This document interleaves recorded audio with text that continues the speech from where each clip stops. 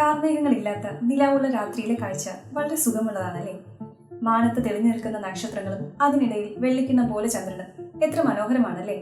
പക്ഷേ ഒന്ന് സൂം ചെയ്ത് നോക്കിയാലോ? ചന്ദ്രന്റെ ഉപരിതലം അത്ര തിളക്കമുള്ളതൊന്നുമല്ല. ഇരുണ്ട ചാരനിറത്തിൽ നിറയെ പാടുകളാണ്. നിരന്തരമായുള്ള ഉൽക്കാപതനം മൂലമുള്ള കുഴികളാണ് ഈ പാടുകൾ. പക്ഷേ ചന്ദ്രനിൽ ഇത്രയും അധികം ഉൽക്കകൾ പതിക്കുമ്പോഴും ഭൂമിയിൽ വളരെ അപൂർവമായി മാത്രമേ ഇത് സംഭവിക്കുന്നുള്ളൂ അല്ലെ? എന്തായിരിക്കും ഇതിന്റെ കാരണം? Welcome to motion books, it's Infotech.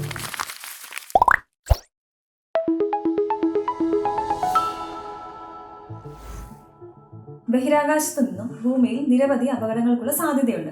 എന്നാൽ ഇതിൽ നിന്നുമെല്ലാം ഭൂമിയെ സംരക്ഷിക്കുന്നതിൽ വളരെയധികം ഘടകങ്ങൾക്ക് പങ്കുണ്ട്.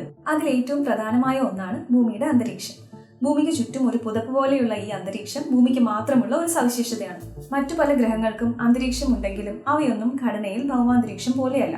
മർദ്ദവും ഊഷ്മാവും എല്ലാം തന്നെ വളരെയധികം ക്രമീകരിക്കപ്പെട്ട് ജീവൻ നിലനിന്നു പോകാൻ വളരെയധികം സഹായകരമായ രീതിയിലാണ് ഭൂമിയുടെ അന്തരീക്ഷം ഉള്ളത്. നിത്യവും വളരെയധികം ചെറിയ ഉൽക്കകൾ ഭൗമാന്തരീക്ഷത്തിലേക്ക് കടക്കുന്നുണ്ട്. അവ ഗുരുത്വാകർഷണം മൂലം ഭൂമിയുടെ ഉപരിതലത്തിലേക്ക് വളരെയധികം വേഗത്തിലാണ് സഞ്ചരിക്കുന്നത്. വലിപ്പത്തിൽ വളരെ ചെറുതാണെങ്കിൽ പോലും അവ ഭൂമിയിലേക്ക് എത്തുകയാണെങ്കിൽ വളരെയധികം അപകടങ്ങൾ ഉണ്ടാകും. പക്ഷേ അന്തരീക്ഷവുമായുള്ള ഘർഷണം കാരണം ഭൂമിയുടെ ഉപരിതലത്തിന് വളരെയധികം ഉയരത്തിൽ വച്ച് തന്നെ ഇവ കത്തിയമരുകയാണ്. ഒരു പരിധിവരെ വലിപ്പമുള്ള ഉൽക്കകളെല്ലാം ഇത്തരത്തിൽ ഇല്ലാതാവുന്നു. പക്ഷെ വലിയ ഉൽക്കകളെ ചെറുക്കുവാൻ അന്തരീക്ഷത്തിനാവില്ല. എന്നാൽ അങ്ങനെയുള്ളവ വളരെ അപൂർവമായി മാത്രമേ ഭൂമിയിലേക്ക് പതിക്കാറുള്ളൂ. ഇതുപോലെ ഭൂമിക്ക് ഭീഷണിയായിട്ടുള്ള മറ്റൊരു ഘടകമാണ് സൗരകിരണങ്ങൾ.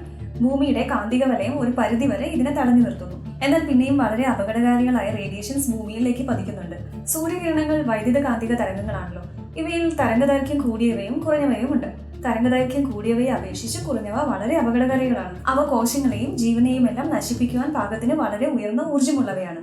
ഇത്തരത്തിലുള്ള കിരണങ്ങൾ വളരെയധികം ഫിൽറ്ററിംഗിന് ശേഷമാണ് ഭൂമിയിലെത്തുന്നത്. അന്തരീക്ഷത്തിലുള്ള ചില വാതകങ്ങൾ കുറഞ്ഞ തരംഗദൈർഘ്യമുള്ള റേഡിയേഷനുകളെ ആഗിരണം ചെയ്യുവാൻ കഴിവുള്ളവയാണ്. അന്തരീക്ഷത്തിലുള്ള പൊടിപടലങ്ങളും പുകയുമെല്ലാം സൂര്യപ്രകാശത്തിന്റെ പാത വ്യതിചലിപ്പിക്കുന്നു.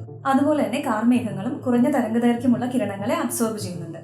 UV റേഡിയേഷൻ ആഗിരണം ചെയ്യുന്ന ഓസോൺ അന്തരീക്ഷത്തിന്റെ മറ്റൊരു വാതകമാണ്. അങ്ങനെ എല്ലാ ഫിൽറ്ററിംഗും കഴിഞ്ഞ് വളരെ കുറച്ച് മാത്രം എനർജിയുള്ള ലൈറ്റ് വേവ്സ് മാത്രമാണ് ഭൂമിയിലെത്തുന്നത്.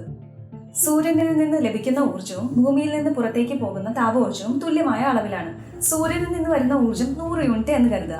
ഇതിൽ 35 യൂണിറ്റ് അന്തരീക്ഷത്തിലും ഭൂമിയുടെ ഉപരിതലത്തിലുമെല്ലാം തട്ടി പ്രതിഫലിച്ച് പുറത്തേക്ക് പോകുന്നുണ്ട്. ബാക്കി 65 യൂണിറ്റ് മാത്രമാണ് ഭൗമോപരിതലത്തിലും അന്തരീക്ഷത്തിലുമെല്ലാമായി എത്തിച്ചേരുന്നത്. ഇത് ഭൗമ വികിരണങ്ങളായി അതേ അളവിൽ പുറത്തേക്ക് പോവുകയും ചെയ്യും. ഇങ്ങനെ ലഭ്യമായ ഊർജ്ജവും പുറത്തേക്ക് പോകുന്ന ഊർജ്ജവും വളരെ സന്തുലിതമായിരിക്കുന്നു. ഹീറ്റ് ബഡ്ജറ്റ് എന്നാണ് നാം ഇതിനെ പറയുന്നത്. അന്തരീക്ഷത്തിൽ ഹീറ്റ് ട്രാൻസ്ഫർ ചെയ്യുന്നത് പല പ്രക്രിയകളിലൂടെയാണ്.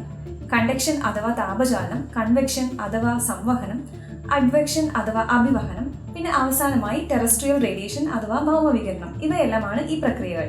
ഭൗമോപരിതലം ചൂട് പിടിക്കുമ്പോൾ ആ താപം അതിനടുത്തുള്ള അന്തരീക്ഷത്തിലേക്ക് പകരുന്നു. പക്ഷെ അന്തരീക്ഷം വളരെ മോശം താപവാഹിയാണ്. ചൂട് കൂടിയ വായു വികസിച്ച് മുകളിലേക്ക് വരുന്നു. അതുപോലെ കാറ്റും താപത്തെ പല ഭാഗങ്ങളിലേക്കായി ട്രാൻസ്ഫർ ചെയ്യുന്നു. എന്നാൽ ഭൂമിയിൽ നിന്നും ശൂന്യാകാശത്തേക്ക് തരംഗദൈർഘ്യം കുറഞ്ഞ വികിരണങ്ങളായാണ് ഹീറ്റ് ട്രാൻസ്ഫർ ചെയ്യപ്പെടുന്നത്. ഇതുപോലെ ഭൗമോപരിതലത്തിലെ താപം നിയന്ത്രിക്കുന്ന മറ്റൊന്ന് ഹരിതഗൃഹ വാതകങ്ങളാണ്. ഇവ ഭൂമിയിലെത്തുന്ന താപത്തെ പിടിച്ചു നിർത്തുന്നു. Carbon dioxide, methane, water vapour ഇവയെല്ലാം ഇത്തരത്തിലുള്ള വാതകങ്ങളാണ്. എന്നാൽ അന്തരീക്ഷത്തിൽ ഇവയുടെ അളവ് കൂടുന്നതും അപകടകരമാണ്. ഇനി അന്തരീക്ഷത്തിലുള്ള വാതകങ്ങൾ ഏതൊക്കെയാണെന്ന് നോക്കാം. 78% നൈട്രജൻ ആണ്. 21% ഓക്സിജൻ ഉണ്ട്. കാർബൺ ഡൈ ഓക്സൈഡ് 0.04% മാത്രമാണ്. പിന്നെ വളരെ കുറച്ചളവിൽ മാത്രം മറ്റു പല വാതകങ്ങളും കാണുന്നു. അറ്റ്മോസ്ഫറിക് കമ്പോസിഷൻ അനുസരിച്ച് പ്രധാനമായും 2 ഭാഗങ്ങളാണ് അന്തരീക്ഷത്തിനുള്ളത്. കമ്പോസിഷൻ ഏതാണ്ട് തുല്യമായി കാണപ്പെടുന്ന ഹോമോസ്ഫിയറും അതുപോലെ വ്യത്യസ്തമായ രീതിയിലുള്ള ഹെട്രോസ്ഫിയറും. ഇനി ഉയരത്തിനനുസരിച്ച് താപനിലയിൽ വളരെയധികം വ്യത്യാസങ്ങൾ വരുന്നുണ്ട്. അതിനനുസരിച്ച് പ്രധാനമായും 4 ലെയറുകളായി അന്തരീക്ഷത്തെ തിരിച്ചിരിക്കുന്നു. ഇതിൽ ഭൗമോപരിതലത്തോട് ചേർന്ന് നിൽക്കുന്ന ഭാഗം ട്രോപ്പോസ്ഫിയർ ആണ്. ഇത് ഏകദേശം 13-18 കിലോമീറ്റർ ഒക്കെ വരും. കാലാവസ്ഥയും സ്ഥാനവും ഒക്കെ അനുസരിച്ച് ചെറിയ ചില വ്യത്യാസങ്ങൾ ഉയരത്തിൽ കാണാറുണ്ട്. ചൂട് കൂടുമ്പോൾ വായു വികസിക്കുകയും തണുക്കുമ്പോൾ ചുരുങ്ങുകയും ചെയ്യുന്നതാണ് ഇതിന് കാരണം. നമ്മൾക്ക് അനുഭവപ്പെടുന്ന മഴ, കാർമേഘം പോലെയുള്ള പല അന്തരീക്ഷ പ്രക്രിയകളും നടക്കുന്ന ഈ ലെയറിൽ മുകളിലേക്ക് പോകുന്നതോറും താപനില കുറഞ്ഞു വരുന്നു. അടുത്തത് സ്ട്രാറ്റോസ്ഫിയർ ആണ്. ഓസോൺ പാളി ഇവിടെയാണ്. UV റേഡിയേഷൻസ് ആഗിരണം ചെയ്യപ്പെടുന്നതിനാൽ ഈ മേഖലയിൽ ഊഷ്മാവ് പൊതുവെ കൂടുതലാണ്. ഊഷ്മാവ് കുറഞ്ഞ മീസോസ്ഫിയർ ആണ് അടുത്ത ലെയർ. ഏറ്റവും അവസാനമായി വരുന്നത് തെർമോസ്ഫിയർ ആണ്. വളരെ ഉയർന്ന താപനിലയാണ് ഇവിടെ. മാത്രമല്ല സൂര്യനിൽ നിന്നുമുള്ള എക്സ്ട്രീം റേഡിയേഷൻസ് ആറ്റങ്ങളെ അയണൈസ് ആക്കുന്നതിനാൽ ഈ ലെയറിന്റെ ഒരു ഭാഗത്തെ അയണോസ്ഫിയർ എന്ന് വിളിക്കുന്നു. കമ്മ്യൂണിക്കേഷനും നാവിഗേഷനും എല്ലാം സഹായിക്കുന്നതിനും റേഡിയോ വേവ്സ് ട്രാൻസ്മിറ്റ് ചെയ്യുന്നതിലുമെല്ലാം വളരെയധികം പ്രാധാന്യം അയണോസ്ഫിയറിനുണ്ട്. ഇത്തരത്തിൽ വളരെ സങ്കീർണവും എന്നാൽ മാറ്റത്തിന് വിധേയവുമായ അന്തരീക്ഷത്തിന്റെ ഈ ഘടന ഭൂമിയിലെ ജീവനെ വളരെയധികം സ്വാധീനിക്കുന്നുണ്ട്. ഇതിൽ വരുന്ന വളരെ ചെറിയ മാറ്റങ്ങൾ പോലും ജീവജാലങ്ങളെ അപകടത്തിലാക്കും. ഉയർന്ന തോതിലുള്ള ഹരിതഗൃഹ വാതകങ്ങൾ പുറന്തള്ളുന്നത് ഭൗമാന്തരീക്ഷത്തിന്റെ ഊഷ്മാവ് ഉയർത്തുന്നതിന് കാരണമാകും. ഭൂമിയുടെ ഇരട്ടഗ്രഹം എന്ന് വിളിക്കപ്പെടുന്ന ശുക്രൻ ഹെൽ പ്ലാനറ്റ് എന്ന വിശേഷണത്തിലേക്ക് മാറിയത് ഇങ്ങനെ ഒരു കാരണം കൊണ്ടാണ്. ആ കാര്യം മറ്റൊരു വീഡിയോയിൽ പറയാം. ഈ വീഡിയോ ഇഷ്ടമായെങ്കിൽ please like, share and subscribe. അറിവ് പകർന്നു തരുന്ന മറ്റൊരു വീഡിയോയുമായി വീണ്ടും കാണാം. Thanks for watching. ബൈ.